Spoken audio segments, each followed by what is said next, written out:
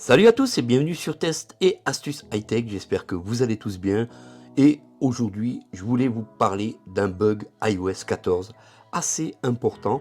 Apple ne s'est pas aperçu de ce bug, ou est-ce qu'Apple ne joue pas le jeu avec le changement de son navigateur? Telle est la question, je vous la pose. Dites-moi en commentaire si de votre côté vous avez ce bug ou pas, ça m'intéresse vraiment, car aujourd'hui, ce bug est plutôt gênant.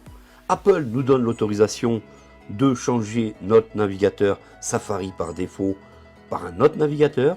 D'ailleurs, petite news dans cette vidéo, aujourd'hui, plusieurs navigateurs sont accessibles tels que Firefox, Google Chrome, Edge, Safari.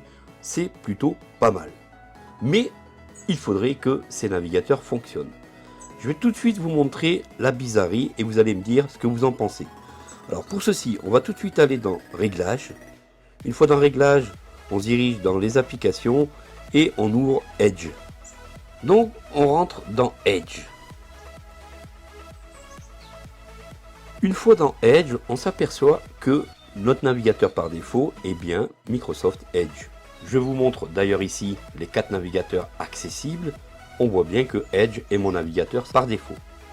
J'éteins tout de suite le téléphone, on ferme tout. J'éteins le téléphone. Et vous allez vous rendre compte de ce bug qui est assez impressionnant. On redémarre notre iPhone. Nous revoici positionnés sur notre écran d'accueil. On revient dans Réglages, on revient dans Edge.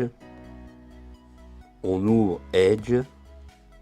Regardez ici, on a maintenant le navigateur par défaut qui est revenu en Safari. Alors c'est un bug assez conséquent puisque si vous avez décidé de changer de navigateur et si vous ne savez pas qu'au redémarrage de votre iPhone, Safari se remet par défaut, je trouve ça vraiment curieux comme bug. Espérons que Apple va faire le nécessaire, un patch pour remettre ça rapidement en place.